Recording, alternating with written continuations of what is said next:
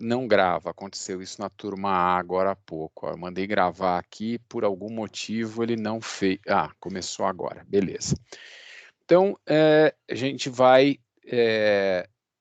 dar sequência, né, nesse processo. A gente teve já no encontro nossos encontros passados, a gente começou a abordar o tema análise fatorial, e hoje a gente vai resgatar o conceito e vamos fazer uma aplicação. Vocês vão ter um tempinho, inclusive, de rodarem uma análise fatorial vocês mesmos e mesmas, para aí a gente poder discutir aqui o resultado. Então, só para a gente começar revisando, né, a ideia da própria análise fatorial. Né? O que a gente está buscando quando a gente faz uma análise fatorial é, dado um conjunto de variáveis, a gente verificar se existe, né, alguma estrutura por trás dessas variáveis que, eventualmente, a gente ou não está percebendo, ou que ela, de fato, né, exista na cabeça dos consumidores ou dos indivíduos que a gente está investigando. Então, o que a gente está procurando é verificar se, dado um determinado conjunto de variáveis, existe uma estrutura, vamos chamar assim, por trás. Né? E a gente busca essa estrutura com qual propósito, hein? Para que a gente vai atrás dessa, né, de investigar se existe essa estrutura de dados? Qual é o nosso objetivo? Os nossos objetivos, que são os objetivos da análise fatorial.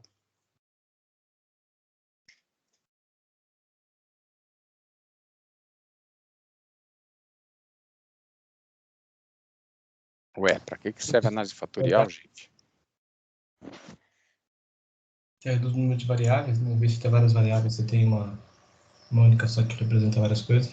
A gente pode, uma das maneiras facilita a interpretação, porque a gente deixa de interpretar por um monte de elementos e eventualmente trabalha, né, com um número menor de elementos, pode vir a trabalhar com um número menor de elementos. Então, a gente está procurando essa estrutura superveniente que ajuda a interpretar esses dados. Então, ao invés de interpretar 10 variáveis, eu vou interpretar 3 fatores.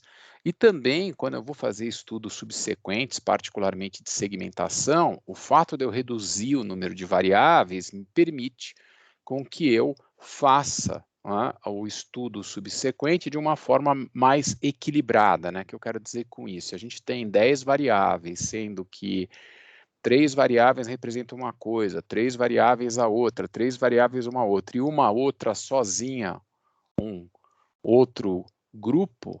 Se eu levar dessa forma para um estudo de segmentação, essas variáveis que fazem parte de alguns grupos vão estar sendo super representadas nessa análise. Ao transformar isso em fatores, eu permito, eu possibilito, eu crio a chance, vamos chamar assim, de poder lidar com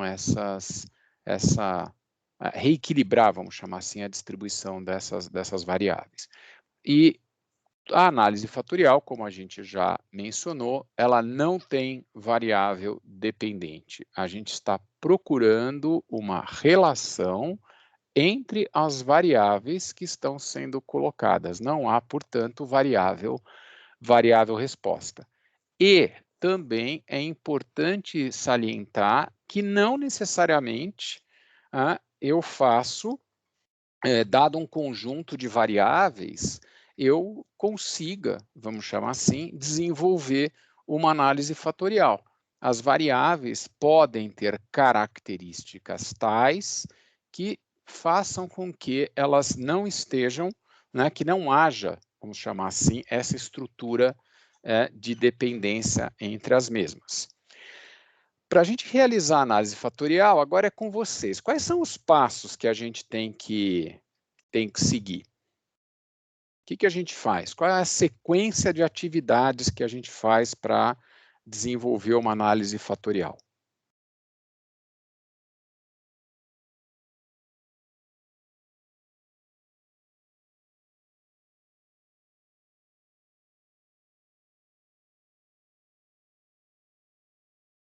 Eu fiz uma coleta de dados, esses dados estão associados a variáveis e eu tenho as respostas, né, dos indivíduos, das organizações, dos meus sujeitos de pesquisa, eu coletei as respostas e essas respostas foram apresentadas sob a forma de variáveis.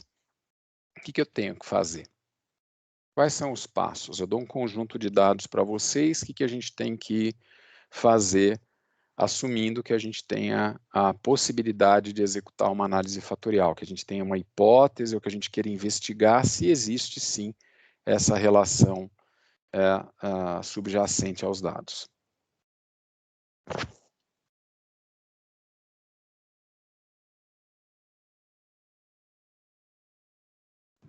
Tem que fazer análise descritiva?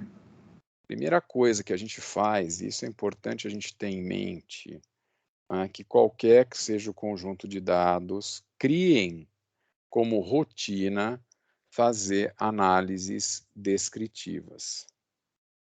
As análises descritivas vão servir para fatorial, vão servir para cluster, para qualquer tipo de pesquisa que vocês venham a fazer. Então, criem o hábito de fazer essas análises descritivas, tirar as diversas medidas possíveis e apropriadas a esse conjunto de dados, medidas de posição, de dispersão, cruzamento de variáveis, eventualmente aproveitar para testar algumas hipóteses.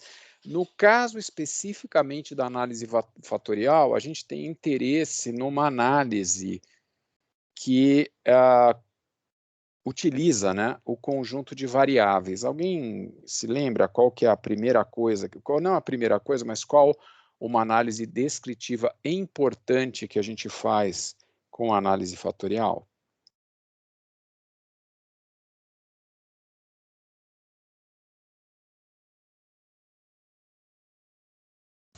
Correlação. Correlação.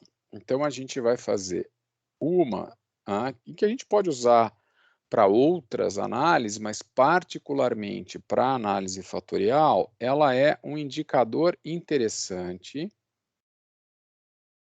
entre essas variáveis, que é a matriz de correlação. A matriz de correlação, ela vai dar uma pista, vamos chamar assim, sobre o resultado da análise fatorial. Porque na análise fatorial, se houver correlação entre as variáveis, significa que existe potencial para essa estrutura que a gente está procurando, para essas variáveis serem agrupadas de alguma forma, porque aparentemente elas têm variâncias concomitantes. Então, nesse sentido, a matriz de correlação é uma análise preliminar, uma das descritivas que a gente vai estar realizando. Beleza, aí eu fiz lá a matriz de correlação e confirmou, não confirmou, mas deu um indício de que aquela ideia lá de que as variáveis estão correlacionadas ou podem estar correlacionadas é meritória, dá para a gente seguir em frente. O que eu faço na sequência?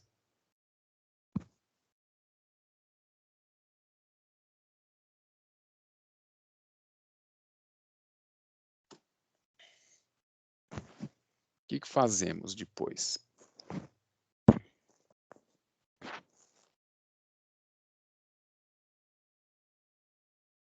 Que aí a gente vai fazer a análise fatorial propriamente dita, certo? Eu tenho alguma escolha para fazer quando eu vou realizar uma análise fatorial?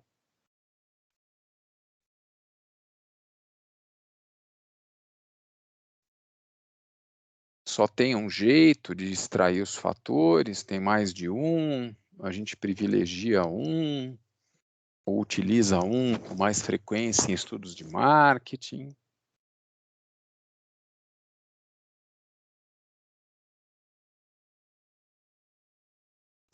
Tem 3 métodos de análise, mas Em marketing usa mais um dos componentes. Isso. A gente utiliza, existem formas diferentes da gente fazer, a gente vai ver também a análise de clusters, tem formas diferentes da gente obter os clusters. Minha análise fatorial, existem formas diferentes da gente tentar entender quais são esses fatores. Basicamente, existem 3 métodos, a gente utiliza o método dos componentes principais.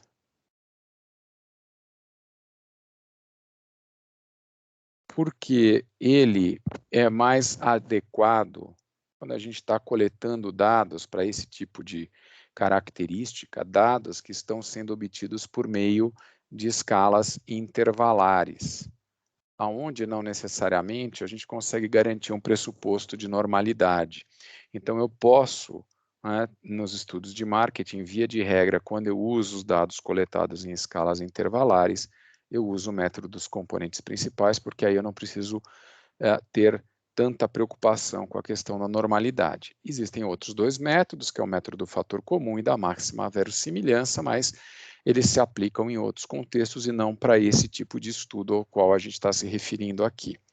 Aí eu realizo a análise fatorial indicando o método dos componentes principais. Quando eu vou olhar no Stata, só para a gente aplicar isso no contexto do Stata, quando eu entro no menu de análise fatorial, existe uma aba chamada Model, que é onde eu informo as variáveis, e uma aba chamada Model 2,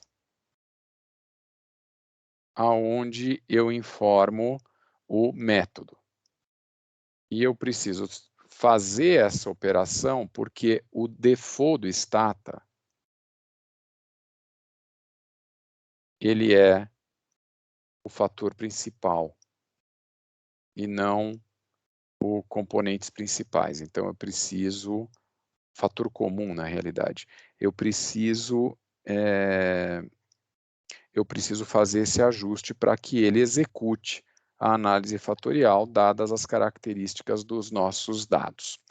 Muito bem, aí sai né, eu faço a análise fatorial, se eu tiver V variáveis, quantos fatores eu vou gerar? No máximo.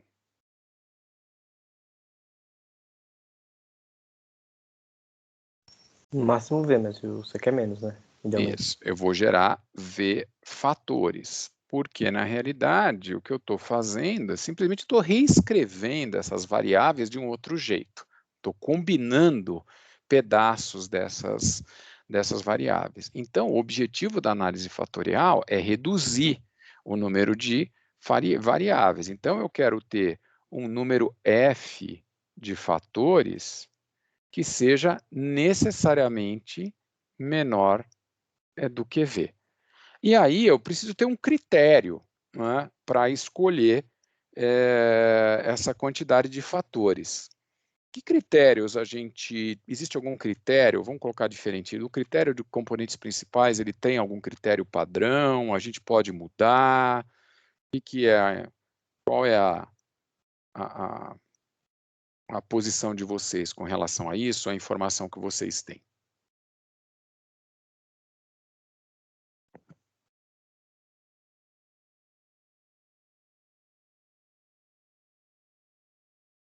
O método de componentes principais, ele tem algum critério para reter um determinado número de fatores ou para reter fatores que tenham alguma característica específica?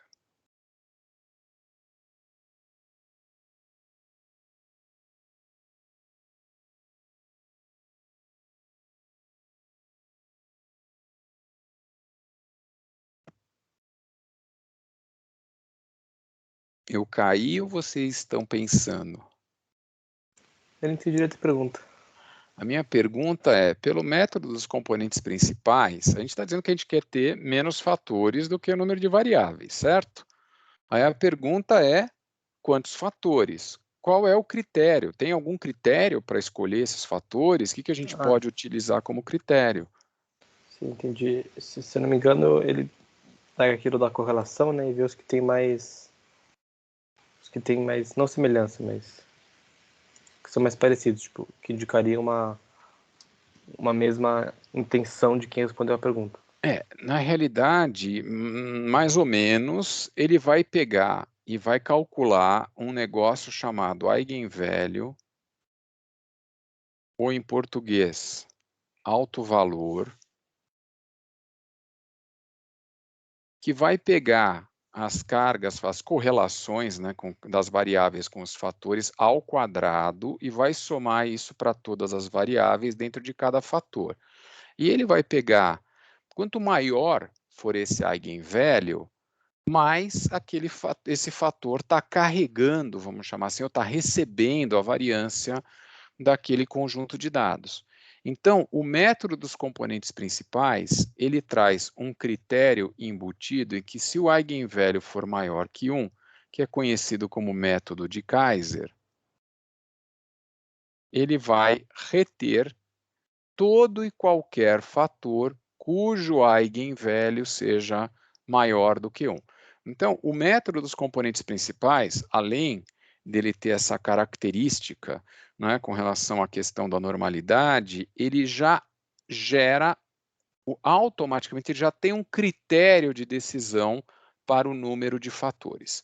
E ele vai selecionar ou reter o número de fatores tal que o eigenvalue seja superior a 1.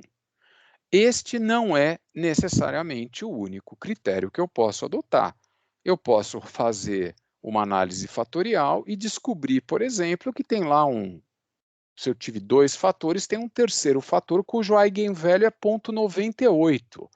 E por algum motivo eu decido incluir esse fator na minha análise.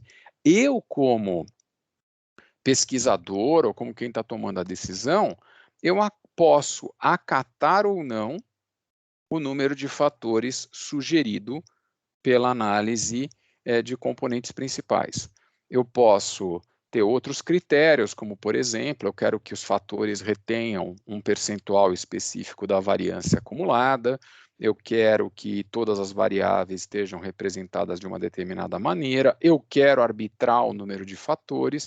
Quando eu uso o método dos componentes principais e uso o método de Kaiser, existe um critério, né, por trás que diz o seguinte, que esses seriam os fatores que vão ser, a solução, vamos chamar assim, que tem o menor fator, menor quantidade de fatores possíveis com a maior representatividade da variância original do conjunto de dados. É um critério, mas não significa que ele é uma determinação. Eu, como pesquisador, posso escolher outras alternativas, desde que eu justifique. Esse é um outro ponto importante. Quando a gente escolhe lá, por exemplo, o nível de significância de 5%, essa é uma decisão nossa.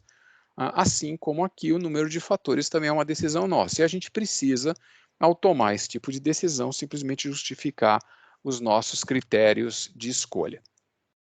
Muito bem, então eu já tenho o número de fatores. Então, já transformei o meu conjunto de variáveis num conjunto de fatores. O que eu faço depois disso?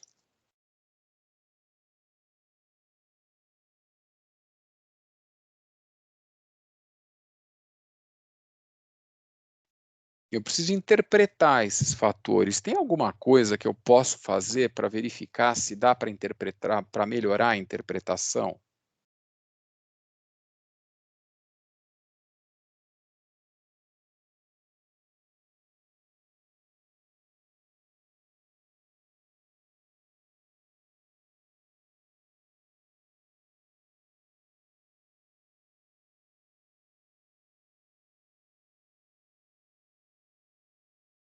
Tem algo que possa ser feito? Tem aquela rotação que dá para fazer. Exatamente, eu posso rotacionar os fatores para verificar se há uma melhora na interpretação. Então, via de regra, eu faço a rotação. Então, uma vez que eu fiz a primeira, obtive os fatores, eu vou rotacioná-los. E a rotação que a gente vai utilizar é a Varimax, que é aquela que vai manter, né, os fatores de maneira ortogonal, buscando a máxima, a melhor interpretação possível. Então, a rotação Varimax, ela deve contribuir para melhorar a interpretação dos fatores. e eu melhoro a interpretação dos fatores e, por essa razão, né, consigo, eventualmente, entender melhor aquela estrutura que está por trás dos fatores. Além disso, eu tenho também um outro teste que eu faço depois da análise fatorial, que é o teste KMO, que, de certa maneira, ele é uma medida, vamos chamar assim, da adequação da análise fatorial ao conjunto de dados definido. E a última atividade é a transformação das variáveis em fatores, porque eu estou interessado em que aquelas variáveis originais passem a ser representadas ou caracterizadas pelos fatores. Então, com isso, eu tenho os elementos para fazer a interpretação daquele conjunto de dados. O que nós vamos fazer agora? Eu vou passar rapidamente isso aqui, que é o método, né, que a gente já mencionou, né, que é a sequência, o que a gente faz, né, para fazer uma análise fatorial. Eu vou passar isso no contexto do exercício ainda do creme dental e depois vocês vão ter um tempinho para rodar o exercício de soft drinks. Priscila, você levantou a mão? Oi, professor, sim. É que eu ainda fiquei em dúvida em relação a essa parte de rotacionar. Eu lembro um pouco da aula passada, assim, dessa parte de rotacionar, principalmente quando os fatores estão muito distantes dos eixos, né? Mas aí, como é que eu ainda não peguei a ideia do como que isso vai melhorar a interpretação? Então, se eu imaginar, tá? Isso é feito só intuição, tá? Que os fatores, eu fiz os fatores e aí eu ploto as cargas fatoriais das variáveis e elas ficam dessa maneira, tá? A carga fatorial, nesse caso, que é essa correlação com o fator, fica difícil dizer, por exemplo, que essa variável ela tem uma carga fatorial maior no fator 2 do que no fator 1. A mesma coisa acontece com as demais. Não é? Por quê? Porque pela maneira como está, né, saiu o resultado dessa análise fatorial.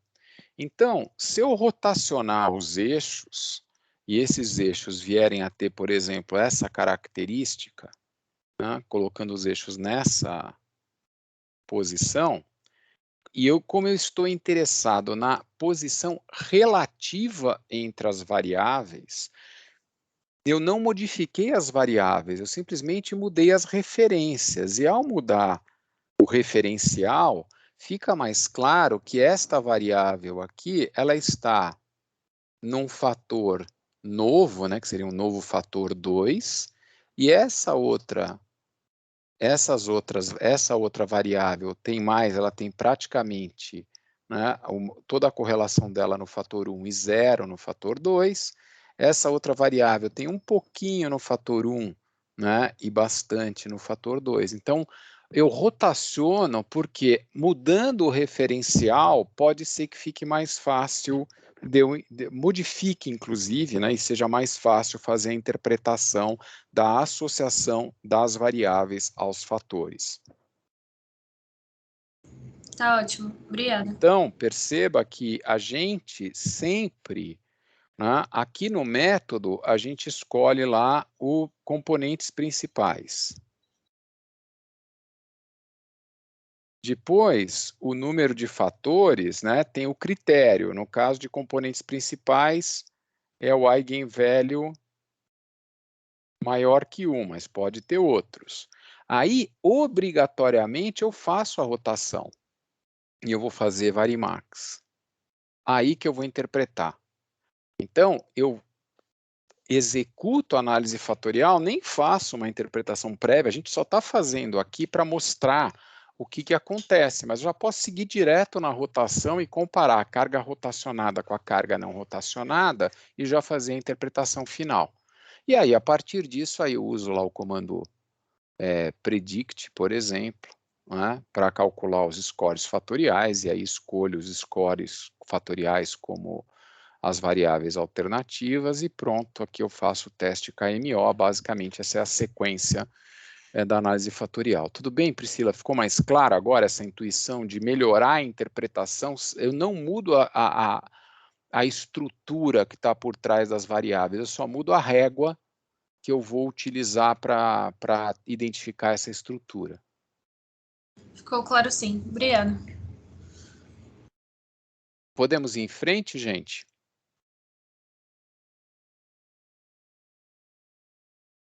Então, se a gente retomar lá o nosso exercício, né, de análise fatorial, aquele que a gente já vem fazendo aí alguns encontros, a gente tem aquelas nossas 6 variáveis, foram respondidas numa escala intervalar de 1 a 7, né, e aí a gente tem, a primeira coisa que a gente faz é a análise de correlação. E aqui, a gente tem 2 jeitos de fazer isso, a gente pode usar o comando correlate. A vantagem de usar o pairwise correlation é que ele vai marcar com asterisco as correlações que são significativas num nível de significância de, nesse caso, 5%. Então, quando você vê uma série desse tipo, ele está pedindo correlacione as variáveis de 1 a 6 e marque aquelas correlações que são significativas no nível de 5%.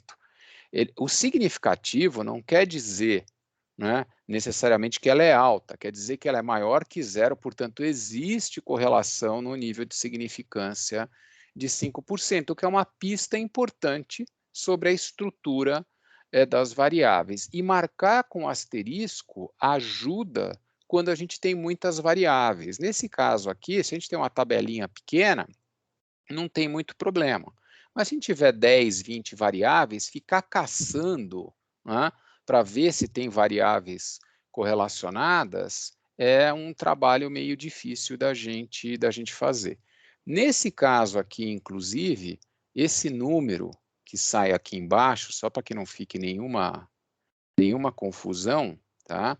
Então, este número que está aqui em cima é a correlação, tá?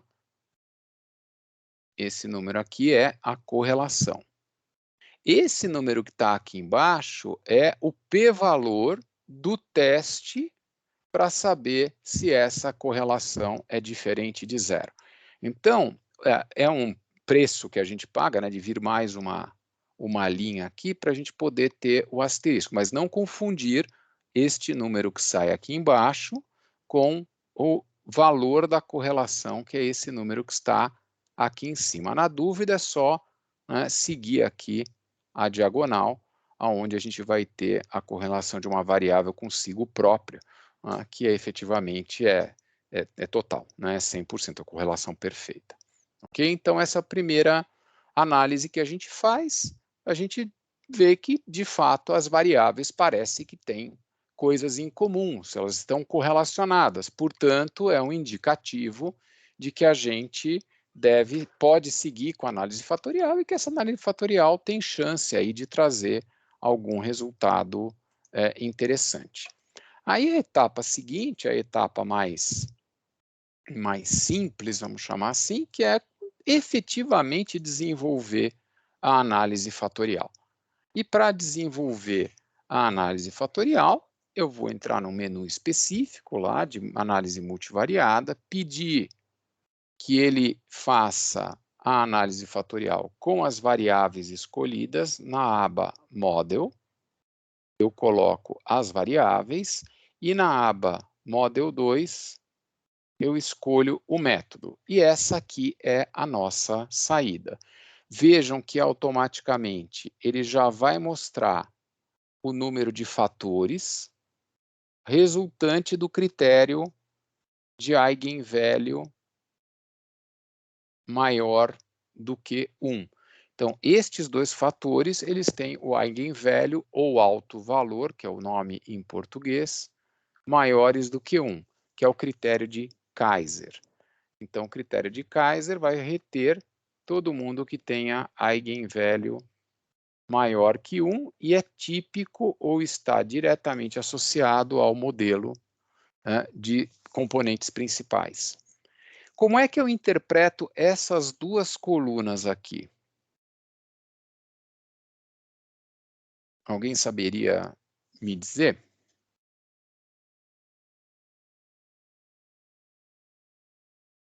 Qual a interpretação dessas duas colunas?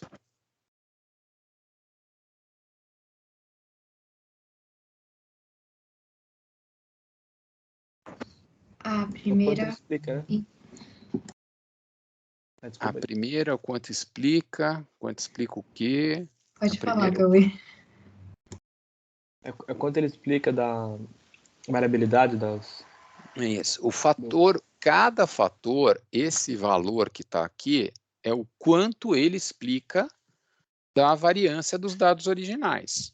Então, por isso que a ideia do eigenvalue, né, ele é uma síntese, vamos chamar assim, do quanto da variância dos dados originais estão sendo explicados. Portanto, quanto maior, é de se esperar que a contribuição para a explicação seja maior. Então, o fator 1 sozinho é 45,52%. O fator 2 é 36,97%. E aqui o que a gente tem é o acumulado. De tal sorte que a gente sabe que se a gente ficar com dois fatores, a gente vai reter 82,49% de toda a variância dos dados originais. E aí, o trade-off, a decisão que eu acabo tendo que tomar, é na seguinte direção. Vale a pena trocar 6 variáveis por 2, né, abrindo mão, no caso, de 17,51% da variância? É essa decisão que a gente acaba querendo tomar. Aí você pode falar, não, mas para mim os fatores retidos têm que guardar no mínimo 90% da variância original. Tá bom, aí você vai lá e exige ou solicita que ele retenha mais um fator. Novamente, a decisão acaba sendo sua a partir dos riscos que você vai estar correndo com a sua decisão. Essa saída que nós temos aqui, embaixo da mesma análise fatorial, é o que a gente vai chamar da carga fatorial, que nada mais é do que uma correlação simples entre a variável e o fator. Então, ainda que a gente não venha a interpretação, a gente vai fazer após a rotação, né, esse número que está representado aqui mostra, né, que essa variável parece estar mais correlacionada com o fator 1 do que com o fator 2, ao passo que esta variável, com a variável 2 com o fator 2 e assim por diante. Tá? Eu não vou usar isso aqui para fazer a interpretação, porque, como eu disse anteriormente, nós vamos sempre rotacionar para verificar se a interpretação pode ser melhorada. E existe essa outra medida aqui de uniqueness. Alguém se lembra do que se trata o uniqueness?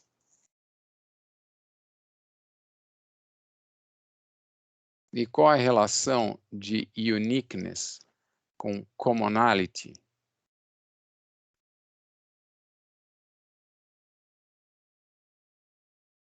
Será que uniqueness alto é bom para análise fatorial?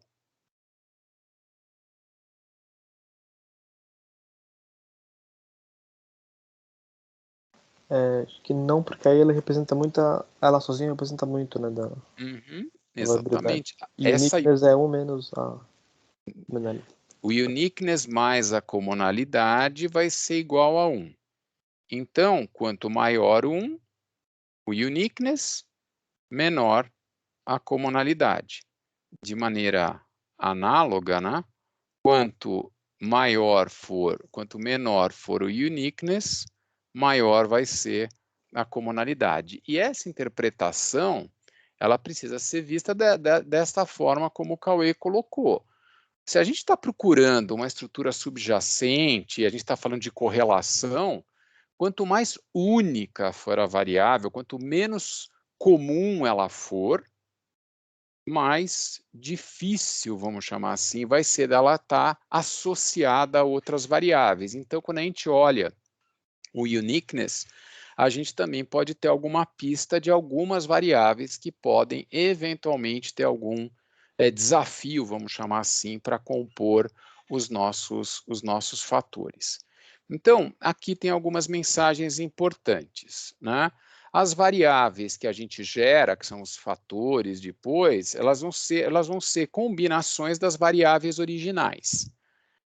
O critério de Kaiser, que ele é automático dentro do método dos componentes principais, ele vai fazer com que a gente retenha todos os fatores, na realidade, que tenham uniqueness, eigenvalue maior do que 1.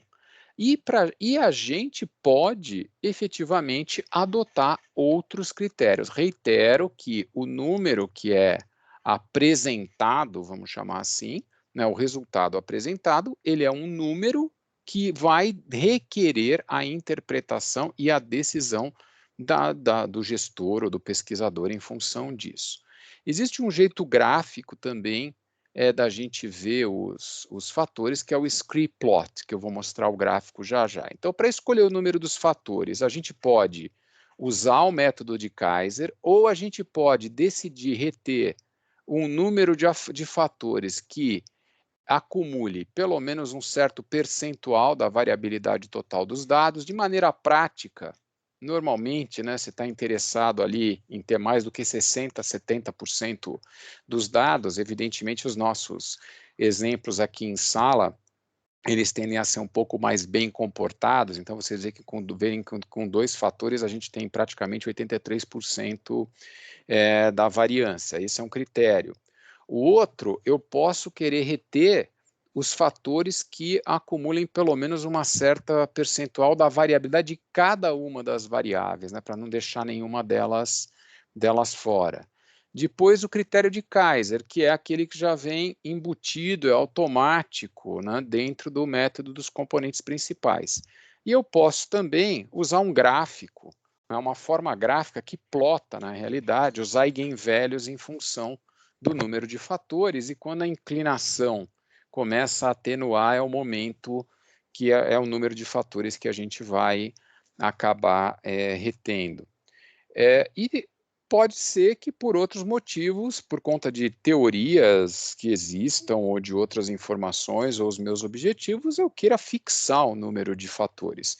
Veja, é importante ter em mente que não é obrigatório seguir o método A ou o método B, mas qualquer que seja a sua decisão vai precisar ser devidamente justificada. Aqui são alguns dos critérios. Pelo script plot, na realidade, o que você plota são os eigenvalues em função do número de fatores, e aqui no caso, né, quando você tem um fator, quando você muda, né, do segundo para o terceiro fator, você tem uma inclinação muito acentuada, então você vai reter aqui os dois fatores, que é o análogo que saiu inclusive na nossa tabela. A tabela é melhor, sempre melhor, os dados são sempre melhores do que os gráficos. Os gráficos, muitas vezes, quando a gente fala em dados estatísticos, eles podem trazer algum tipo de desafio. E aqui é o comando de rotação, né? É o comando rotate, para fazer a rotação dos fatores. Notem que não muda o quanto da variância acumulada está sendo explicada, mas naturalmente vai haver mudança no eigenvalue, vai haver mudança nas proporções. Por quê? Porque, na realidade, eu mudei o referencial. Os dados continuam representando as mesmas coisas, os dois fatores continuam representando a mesma variância. No entanto, o que muda é a régua que eu estou usando para associar essas variáveis aos fatores. E essa matriz, né, de cargas fatoriais rotacionadas é aquela que eu vou utilizar para fazer a interpretação dos fatores. Se eu quiser comparar as cargas rotacionadas com as cargas não rotacionadas, aí existe um outro comando específico do do que a gente vai fazer para colocar uma tabela ao lado da outra. Mas, com essa tabela rotacionada, eu já posso fazer aquela análise olhando neste sentido, né? Nesta direção na realidade. Eu vou pegar a variável 1 e vou identificar qual é o fator com o qual ela está mais correlacionada, uma vez que a carga fatorial é a correlação. Então, a gente pode fazer esta marcação identificando quais são os fatores e a respectiva correlação com cada uma das variáveis. Então, isso dá a entender que o fator 1 está mais fortemente relacionado às variáveis 1, 3 e 5, enquanto o fator 2 estaria relacionado às variáveis 2, 4 e 6. A princípio, a gente já estaria chegando próximo do fim da análise fatorial. O que a gente precisaria ainda fazer é transformar as variáveis em fatores e fazer o teste KMO para verificar o resultado. Então, vamos avançar só reforçando a questão da rotação. A rotação é sempre indicada em análise fatorial, ou seja, fazemos a análise fatorial e fazemos a rotação para buscar uma melhor interpretação.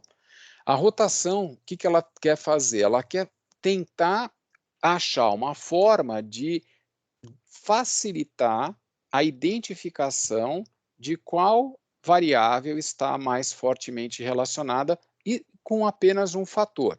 Às vezes, não é tanto o caso desse exercício, mas será do próximo, a gente vai perceber que a rotação, ao fazermos a rotação, você pode melhorar algumas correlações e outras podem ficar mais atrapalhadas, mas a rotação é a análise a gente deve fazer após a rotação.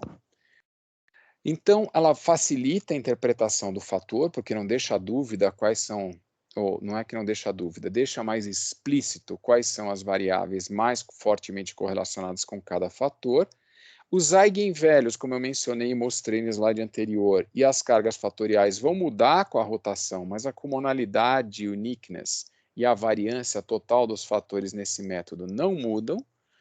E os fatores rotacionados continuam não correlacionados. Lembre-se que a gente quer achar uma estrutura dos dados que, por meio dos fatores, essa estrutura superveniente, né, estrutura que está por trás, de tal maneira que os fatores resultantes tirem, né, aquela correlação entre as variáveis, ou reduzam aquela correlação entre as variáveis originais. E a gente tem basicamente dois tipos de rotação. A rotação, que é chamada Quartimax, que é uma rotação oblíqua, que se aplica em outros contextos, mas como a gente está interessado em mudar apenas o referencial, sem alterar a estrutura e a organização dos dados, nós vamos manter a rotação como ortogonal, só fazendo aquela rotação dos eixos. E a rotação ela é padrão quando a gente usa a rotação, vai fazer a rotação dos fatores, o padrão já é utilizar a Varimax. Outra forma da gente aqui, depois que a gente tem rotacionados os fatores, aqui fica mais fácil de entender graficamente, né, como é que a gente pode interpretar essas correlações ou as cargas fatoriais rotacionadas. Vejam que estas variáveis aqui, 2, 4 e 6, elas têm uma correlação bastante grande com o fator 2, né, e muito pouca correlação com o fator 1.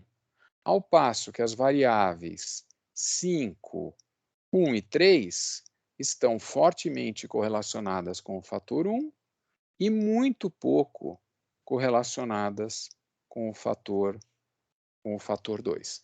E é essa que é a ideia, né? Fazendo a rotação, é aproximar mais essas variáveis desses fatores reinterpretados.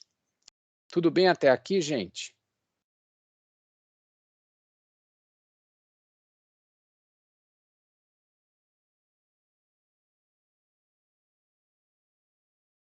Alô? Tudo. O comando de comparação entre as cargas rotacionadas e não rotacionadas, né, ele permite que a gente veja numa única tabela o resultado, e o que vocês percebem, quando a gente olha, por exemplo, o que mudou do não rotacionado para o rotacionado, é que você teve, por exemplo, aumentou a correlação dessa variável aqui e diminuiu essa. Nesse caso aqui, aumentou essa e diminuiu a outra. Então, fica menos, na maioria dos casos, fica menos difícil de interpretar. Não que aqui fosse mudar, a gente vai fazer um exercício onde tem uma mudança do contexto do não rotacionado para o rotacionado, e aí vai ficar mais clara essa ideia da importância da rotação. Mas, via de regra, né, por meio da rotação, a gente consegue associar de maneira mais clara as variáveis aos respectivos fatores. E, a partir disso, aí nós somos capazes de fazer uma interpretação mais definitiva desses fatores. A última coisa que está faltando a gente fazer é o teste, que é o único teste que é feito na análise fatorial, que é esse teste de Kaiser, Meyer e Olkin, que é uma estatística KMO, em que ele pega aquela amostra de dados e analisa, né, depois da análise fatorial, então ele precisa ter a análise fatorial realizada, ele trabalha com o seguinte critério: se eu tiver menor que meio, eu entendo que não dá para entender que é uma boa análise fatorial, que a análise fatorial é apropriada, que aquele conjunto de dados vai produzir uma análise fatorial apropriada. A partir de meio, indo até 1, aí ela vai se tornando aceitável, vai se tornando adequada. Então, o critério de corte, basicamente, é menor que meio. Evidentemente, dali para frente, em função das características dos dados, ela pode ir melhorando, mas eu normalmente aceito acima de 0,6, 0,5 a 0,9, aí eu tenho que ser um pouco mais criterioso. E aqui a nossa análise fatorial, ela tem uma medida que é uma medida geral, que é a medida da análise fatorial como um todo, que é 0,66, que a colocaria nesse patamar. E ele é capaz também de estimar o KMO para cada uma das variáveis. E a gente percebe que, tirando a variável V6, todas as outras se enquadram aí na mesma faixa do resultado do teste para análise como um todo. Mas a análise que a gente faz, efetivamente, é de olhar o overall, porque é ele que vai dar uma visão sobre a análise fatorial ser apropriada, e a gente vai considerar, a princípio, sempre acima de 0,6, e aqui a gente vai considerar entre 0,5 e 0,9 com algum cuidado, vamos chamar assim, quando a gente tiver o overall nessa faixa. Tudo bem, gente? Finalmente, a última etapa é converter as variáveis originais em fatores. Nesse caso, eu uso um comando que é, a partir das cargas fatoriais que foram calculadas, ele vai pegar cada uma das observações. Então, se a gente tiver lá N observações aqui das variáveis de 1 até a variável 6, ele vai pegar os valores que a gente tinha originalmente em cada uma dessas variáveis, vai multiplicar por esses coeficientes e vai calcular o que seria o equivalente a este conjunto de variáveis nesses dois fatores. Então, o comando predict transforma as variáveis nos fatores, permitindo que dali para frente a gente venha a fazer as análises por meio dos fatores. E aqui a gente roda uma correlação entre os fatores que mostra que eles, na realidade, são ortogonais, são independentes, que era o nosso objetivo com relação à análise fatorial, ou seja, tenho variáveis que estão correlacionadas, eu as transformo em fatores que são independentes entre si. E com isso, a gente pode interpretar os fatores, né, por conta das cargas fatoriais que estão mais associadas a cada um dos fatores, as variáveis com cada um dos fatores. As cargas fatoriais são as correlações. As cargas fatoriais ao quadrado, né, elas que explicam a ideia do eigenvalue. Então, o eigenvalue é uma somatória das cargas fatoriais ao quadrado. O loading plot, que é aquele gráfico, ajuda a gente a ver, né, a interpretar eventualmente a carga, as variáveis e a associação com os respectivos fatores. Então, aqui a gente percorreu novamente o exercício de soft drinks, agora trazendo os elementos conceituais para dentro de cada uma das etapas. A próxima atividade que a gente planeja é dar um tempo para vocês rodarem esse exercício de soft drinks. O soft drinks, ele está no Blackboard, no espaço do Blackboard para essa aula de análise fatorial. Ele é este arquivo que eu estou mostrando aqui no outro, estou mostrando num outro contexto. Ele tem essas 3 abas. Nós temos variáveis, né? Foram perguntados, investigados consumidores para saber quais eram as suas considerações quando eles escolhiam, como eles identificavam determinadas marcas de produto.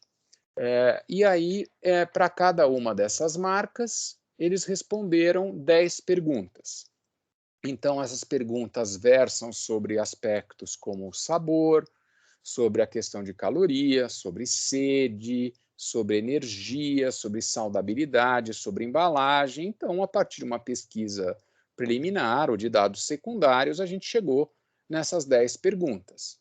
E submetemos essas perguntas com algumas marcas específicas e as pessoas foram avaliando. Então, pegaram lá, bom, você pega a marca Pepsi, que está aqui numa categoria de refrigerante, e você dá lá, né, a sua concordância ou discordância numa escala intervalar de 1 a 7, nesse caso uma Likert, porque eu tenho uma assertiva e a escala intervalar, e a pessoa deu uma nota, né, para a Pepsi, né, deu uma nota em cada um dos 10 requisitos, e a gente tem aqui o nosso banco de dados. Esse banco de dados está com essa característica porque a gente vai voltar para ele quando a gente for falar de mapas perceptuais, nós vamos voltar para esse conjunto de dados, nós vamos utilizar ele novamente.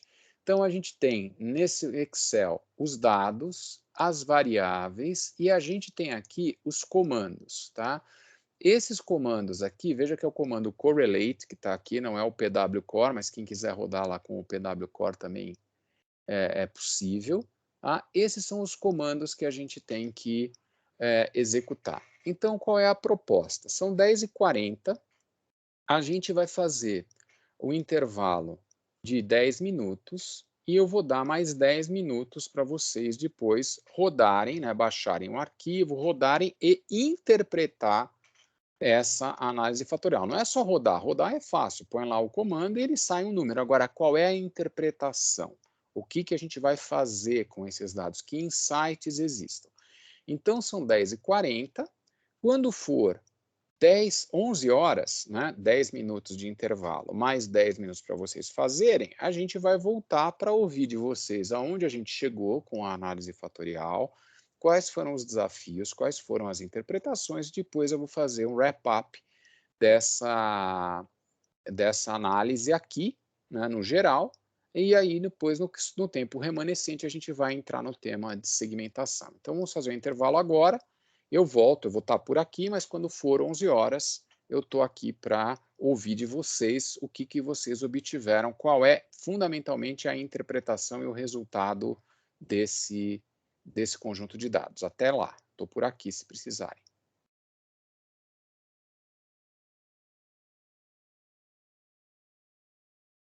Ô, professor, Oi. a gente pode fazer em grupo? Pode. Mas saber se a gente pode sair dessa ligação, entrar em grupo e voltar às 11 horas. Pode sim. Tá bom, obrigado. Tá? Não tem problema nenhum.